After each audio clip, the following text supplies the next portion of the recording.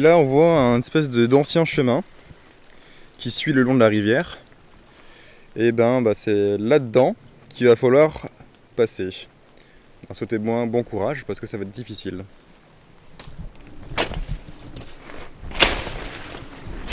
Comme quoi, tu laisses la nature un petit peu faire ce qu'elle veut et elle reprend tous ses droits. Alors en fait, en ce moment, il y a une sorte de tempête où il y a des vents forts qui soufflent à plus de 100 km à l'heure, de la grosse pluie. Bon, je veux aucun commentaire sur le fait qu'on soit en Bretagne. On aperçoit dans le fond la cabane. On voit bien, ça a bien poussé depuis. Alors en fait, cette cabane, je l'ai construite, j'ai commencé à la construire quand j'avais 15 ans. Aujourd'hui j'en ai 25 et on va voir un peu l'évolution après 10 ans, être passé dans la forêt, être complètement abandonné, voir les dégâts qu'il y a eu, voir ce qui a tenu et voir ce qui a été cassé. Alors la porte. Bon, j'avais mis un panneau déjà, toiture instable, hein, parce qu'on va voir que justement ici ça s'est effondré. En fait, ici, à la base, il y avait un poteau de bois. Et en fait, j'avais mal fait le toit, ici. Et il y a de l'eau qui a ruisselé depuis la bâche, que j'avais mis pour protéger le toit. Et en ayant ruisselé sur le bois, il a pourri. Et forcément, au bout d'un moment, il a craqué. Et tout un pan de mur s'est effondré. C'est plus rien maintenant. Et ça soutenait la charpente. Voilà, donc vous comprenez pourquoi ça s'est effondré. Donc la porte en même temps, comme elle était vissée ou dans ces gonds-là, elle s'est cassée également. Par contre, là j'ai du torchis qui a résisté. Pourquoi est-ce qu'il a résisté?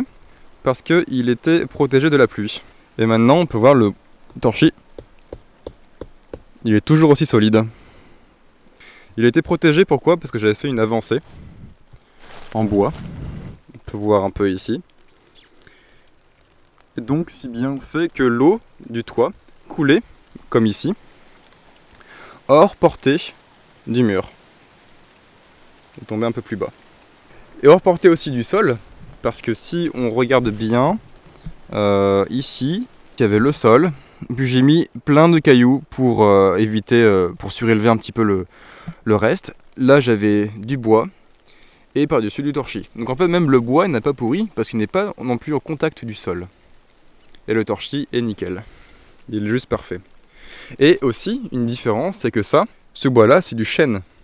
Du chêne, c'est une essence imputrescible qui va être mieux conservée dans le temps quand il y a un petit peu d'humidité ou un petit peu de pluie. Bon. Et tous les gros poteaux ici sont des gros arbres que j'ai coupés à la main. Tout a été conservé. Je vais aussi faire une autre précision, c'est qu'en fait, en bas de la porte, là où j'ai enterré mes poteaux de chêne, je les ai aussi brûlés. Je les ai brûlés en fait pourquoi? Parce que ça permet de mieux conserver le bois, privé de son humidité à l'intérieur du bois en lui-même. Et j'ai également entouré d'une couche de, je pense c'est du bitume, et j'ai entouré j'avais bourré de cailloux également. Donc grâce à ça, le poteau là, il n'a pas pourri au sol, tandis que celui-ci, si. Alors maintenant, rentrons à l'intérieur. Ça c'est un poêle que j'avais fabriqué. Donc il a été un petit peu amoché aussi. En fait, c'est un... Comment dire? C'est un fût de métal que j'avais percé et j'avais soudé des pièces à l'intérieur pour avoir une aération et pour avoir une combustion optimale. Et après j'avais entouré, j'avais fait un socle en pierre et même entouré de pierre pour qu'il conserve de la chaleur et pour qu'il radie ensuite la chaleur accumulée. Donc ça marchait pas mal. C'est juste que après j'ai enlevé le tuyau parce que je m'en suis servi pour fabriquer un autre rocket stove. C'est intéressant parce que d'ici on peut voir un peu toutes les couches du toit. Donc en fait j'avais les grosses poutres qui étaient ici de chêne. Ensuite il y a eu là ce sont des perches de bois que j'avais récupérées ou j'en ai fabriqué quelques-unes. Ensuite au-dessus ce sont des bois de palette. Ensuite c'était une bâche. Et après par-dessus il y a tout ça d'humus. Ça c'est de la terre que j'ai rajouté pour faire un toit végétal. Et ben c'est normal que l'eau coule parce qu'il y a un trou dans le toit. D'ailleurs le toit on va un peu l'inspecter. Donc c'est ici que j'ai disais que la partie était effondrée, hein, comme vous pouvez le voir. On avait mis ça au cas où pour soutenir vite fait, mais bon là tout ça s'est effondré. En fait je pense que j'ai pas mis une pente assez grande, j'avais mis 10-15 degrés de pente pour écouler l'eau, mais je pense que c'était pas suffisant et qu'il aurait fallu mettre davantage, parce que l'eau en fait s'est accumulée davantage sur le toit, et l'eau c'est du poids, et donc avec le poids qui était supplémentaire, et ben ça a cédé à quelques endroits, là où c'était faible, là où j'avais mon poteau de noisetier. Et ça a commencé un peu à s'écrouler, puis après il y a de l'eau qui est venue, et en fait tout ça, ça s'est amplifié, et ça finit par s'effondrer. Là, le bois, il est complètement pourri. Et tiens, là aussi, on a pareil, on a un bout de bois qui était traversant entre deux grosses poutres de chêne, qui a cassé. Là aussi. Bon, je vais pas rester trop en dessous, parce qu'on sait jamais avec l'eau qui ruisselle, je pense que ça va pas tarder à casser, et si je suis en dessous, il y a plusieurs tonnes qui vont me tomber sur la tête.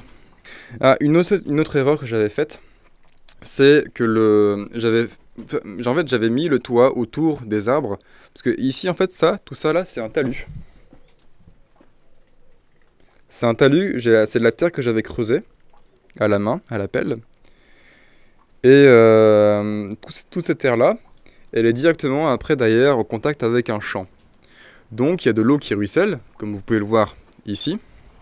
En fait, ce que j'aurais voulu faire, c'est mettre partout sur le mur ici, c'est mettre de la chaux. Tiens, on voit plein de moisissures.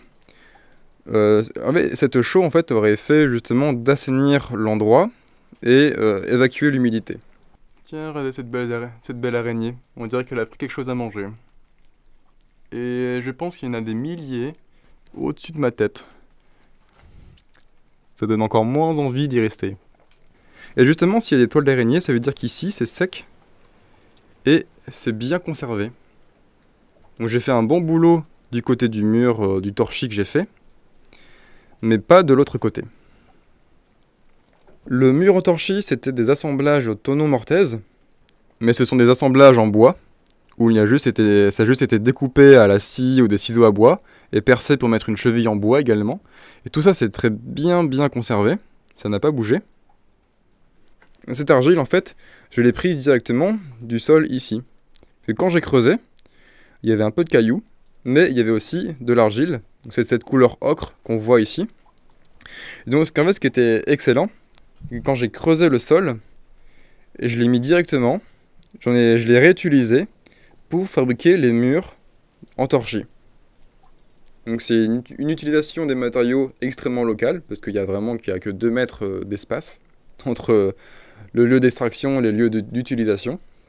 Les cailloux que j'ai cassés, ils sont revenus ici, pour fabriquer le mur. Allez, on va voir un peu à l'extérieur.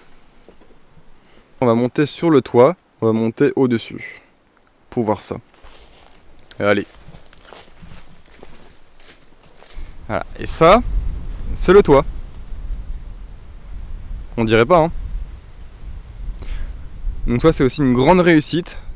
C'est que le toit végétal a bien pris. On ne voit même plus la différence entre ça, c'est le sol dehors, et ça, c'est le sol de la cabane, du toit de la cabane. Là, il y a des sortes de lycopodes, je sais pas exactement ce que c'est. Il y a aussi d'autres plantes... Bon, en fait, je sais pas non plus le nom exact. D'ailleurs, si vous savez, je serais curieux. Là, c'est le champ qu'il y a derrière. Et la cabane est ici. Donc, je suis quand même vachement impressionné par la durabilité de cette cabane, notamment pour le mur en torchis et la végétation du toit. Mais l'humidité a trop affaibli la charpente, et pour éviter tout risque que ça s'effondre et que quelqu'un se fasse coincer là-dessous, je vais devoir la détruire moi-même. Bon, ça fait un peu mal au cœur après ces 10 bonnes années, mais il faut le faire. Et ça sera aussi une occasion de tester la solidité des murs. Allez.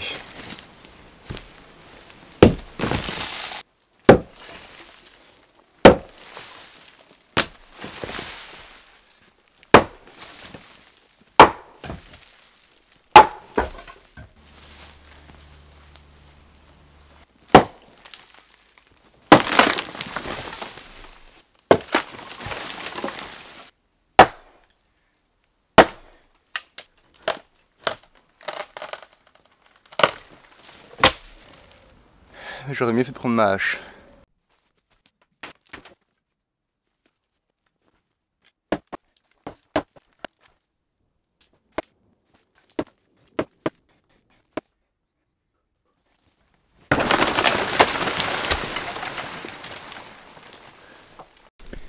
Bon, c'est bon, elle est totalement tombée. Ce qui est marrant, c'est qu'en fait, toute la terre qui était au-dessus, ben, ça recouvre le sol. Et en fait, on dirait qu'il n'y a rien, qu'il n'y a plus rien. On doit repartir, bon, ben, c'est bon, c'est fini. Mais non, il y a tous ces petits bouts de bâche là. Tout ça, faut enlever.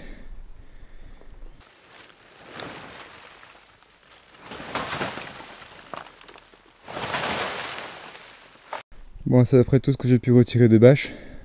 Il y en a plein qui sont encore restés en haut. Ça me gêne un peu de les laisser, mais en fait c'est toujours aussi instable. Et il y a plein de clous, donc j'ai pas trop envie de m'aventurer. Pour l'instant, bah, j'ai réussi à retirer pas mal de bâches. Bon, ça fera toujours ça. J'ai aussi le poêle qui est ici. Je vais tout mettre ça tout à la déchetterie.